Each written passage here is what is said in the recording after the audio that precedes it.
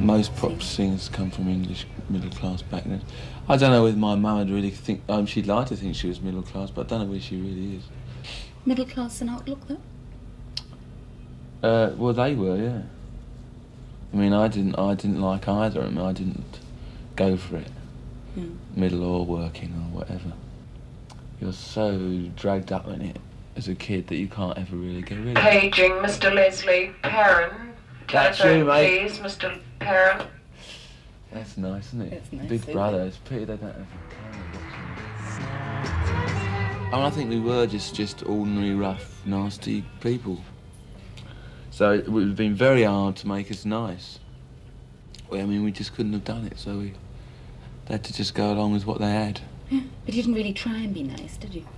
No, didn't really try and be nasty either, you know, just carried on without trying to be a hypocrite. Still do, really. I mean, I don't try and be nice or nasty or just try and be reasonably polite. But your own image, Mick Jagger's image... I don't believe in images, by the way. I mean, I believe in them, but I don't personally try and project any. Yeah. Well, is it hard trying to live up to this image that people have of Mick Jagger? No, because I don't try to. Yeah. At all? No. It's only press and media that like to have images because it's useful to put people into categories or project them as images like films. I mean, because like TV is an image projected onto a screen, often behind a screen. So you've got to have something to project on it, i.e. a personality, which is what TV is, like David Frost, right? So only work out what he is and what he is to the audience and sell it like a soap commercial. But I mean, we didn't really like that. So we weren't prepared to go along with that. That's why I don't believe in images. Though, I mean, I can see they exist. But images are reflections and I don't want to be one. Well, how do you see yourself then? Oh, that's the most difficult thing of all. I mean, that's what it takes your whole life to find out what you are. But I mean, I don't know. But you're not this image that people have of Mick Jagger. I don't know what that is. Well, it's a lot of things, you know, it could Yes. go up to make one person's personality. And so that you can be everything. Well, it's the sort of sexy, evil, satanic, You can be nice nice, guy. nasty, Yeah. masculine, feminine, you know, all those things. And everyone is all those things. Well, you've been all these things to young people, and you've had quite a considerable influence on young people in many ways. Did you feel anything about this influence? Were you conscious of having the influence on young people that you did? No, I wasn't really. That wasn't my thing. I was just to play music, you know. That was my interest. I wasn't setting out to. But then we got all kind of bound up with it all, and like people would ask you what you thought of certain things, like abortion or whatever, you know. So you'd say what you thought about it, which I still do. Which they ask you what you're doing now, really. What you think of this and what you think of that. So then you say, well, you know, I'm not really equipped to answer that question. I will. So then you become noted for saying things. But your songs, you know, those early songs of yours, I Can't Get No Satisfaction, all those songs, they kind of had a message, didn't they, for young people? Yeah, well, that was what I felt like, and that's what they felt like, I suppose. Some of them, I mean, all of them. But that's what popular songs do. You know, and music's the same, because music's a touchstone which is indefinable, and words are more definable. Touchstone. But do you see yourself in any way in your music as encouraging young people to, you know, use drugs, for example? No, I never encourage people to use drugs in any song or in any interview. But I mean, you write about whatever you feel best able to write about. Whatever you feel like, you know, what you know about it or how you feel. You write just emotionally, really. Well, the Rolling Stones, and you were the first big pop group, to be busted for drugs in the UK, and it caused quite a lot of consternation and debate as to whether in fact it had been rigged. Looking back, do you think it was? Oh, yeah. Do you think you were being used as an example? Absolutely. Why do you think this was? Well, it's rather complicated. It involved a lot of different people, and it just sort of snowballed. Oh, yeah, we were. But that's a long time ago now, so... If you were to give, advice, you're a parent yourself, to parents today about how they should react to I'm not very good at drugs. giving advice as a parent. Yeah. No. But what would you say to parents about drugs today? What would I say to parents about drugs? Learn about them, I suppose, is one of those things. I don't know. Is that a big problem in New Zealand? Well, Not again, really. according to media, it's growing. Well, that's the thing about media. They tend to exaggerate things, don't they? It's like people say, is there going to be trouble at your concert? And the more they say it's going to be trouble, the more likely there will be. The more you say trouble, if I say, yeah, there's going to be a lot of trouble, there might be. Yeah. And the more people say, yes, there's going to be a big drug problem in New Zealand, the more there will be. I don't see any drug problem here. Don't seem to be. In the audience today, it seems to be a lot of very straight, nice, young people, having a good time. They didn't seem to be having any problems. There was no one carted off. There might have been one, I don't know. But, there wasn't like a lot of people who were like doped out of their minds and like, being dragged off by St John's ambulance men or whatever the equivalent New Zealand St John's ambulance men. It seemed to be all very well, so I don't think there's a great big problem here.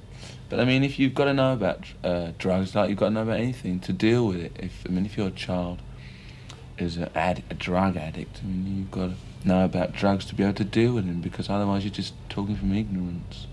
It doesn't apply to your parents, that applies to your friends too. But do you think people should be able to use drugs if they want to? Should they be able? That's a very leading question. I refuse to answer that question on grounds it may incriminate me. Fair enough. Sex is another thing that a lot of people... Should they be allowed to use sex? Yes. What do you want to say? Are you going to answer?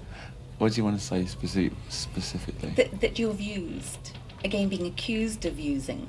Of using sex? As a gimmick, yeah. Oh, using sex, you mean on stage? On stage. Oh, everyone's done that. That's a sort of tradition. From before Mae West. But you even got, you're an exploiter of it rather than, Oh, I'm not an exploiter. But I'm just a singer. Yeah. I'm not a sex exploiter. I don't take my clothes off. I'm not a stripper.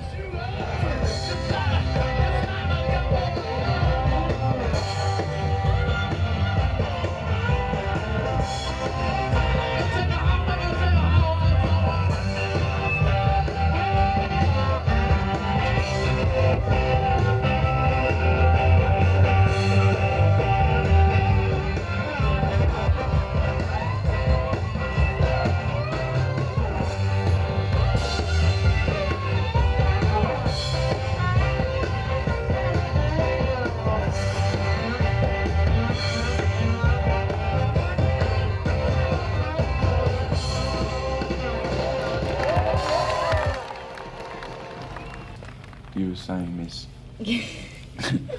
You were talking about women. You were saying about how nice they are and how they shouldn't be attacked. And did I say that? No, I did actually. No, I said that they should be equal to men, so that means they've got to be attacked as much. But anyway, carry on. How should they be attacked?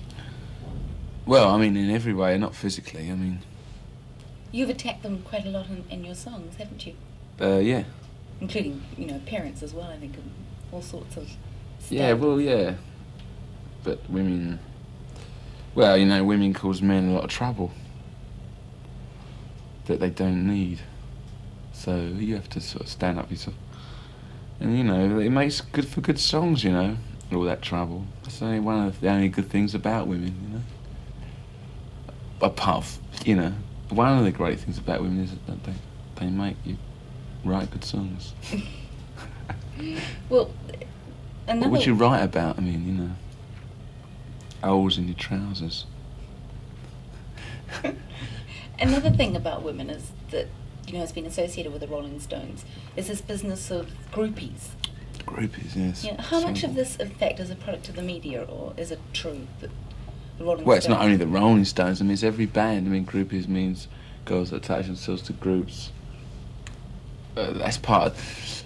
That's been going on for longer than you and I have been alive, you know. I mean, these are all nothing new under the sun. I mean, there's big band groupies, you know. There's groupies on every level. There's groupies that go with roadies, you know. There's groupies that go with drivers. No, he's gone. There's groupies that go with security guards. But there's been always groupies, you know. In jazz, it's jazz and all that, you know. Just chicks that hang around with bands because they like it, you know. So they just hang around and like get in it and get involved and you know. That's it. But the Rolling Stones, there's always been a lot of publicity about the groupie Has scene there? with the Rolling Stones. Oh, I've not followed it myself. There's been a lot of groupies, you know. But there always has. There is with every band, you know. Really, you'd be surprised. What do you think personally of groupies? Well, they're usually very. I like them, them, you know. I mean, I like them, you know. But I mean, they get very abused, you know, because they do put up with an awful lot of. I can't use the word, but they put up with an awful lot of. What do you say? Euphemism for. Excretion. They put up with it, you know, and so they get kicked around and abused, which isn't very nice. They do get abused, and that is not too nice. Why do you think they do it? Do what? Why do you think they follow bands like you? I just said that because they like to be involved with what the band's doing, you know. They like to be part of it, you know. They like to be on the road. And if they're not on the road with one band, they'll be on the road with another. And they like it. They like that kind of life, you know, living in hotel rooms and just balling everyone. Can I say that? Is that a word that can be used on TV? That's what they like. They do like sex. I mean, really. I mean, and they like having sex with people that are well known. A lot of people like that. It's not only groupies. You'd be surprised. A lot of people like to think about going to bed with movie stars, you know. So these people just do it. This is one of the problems of fame. It's not a problem. But the problem is not to abuse them, because they're people, you know, and they're open to abuse.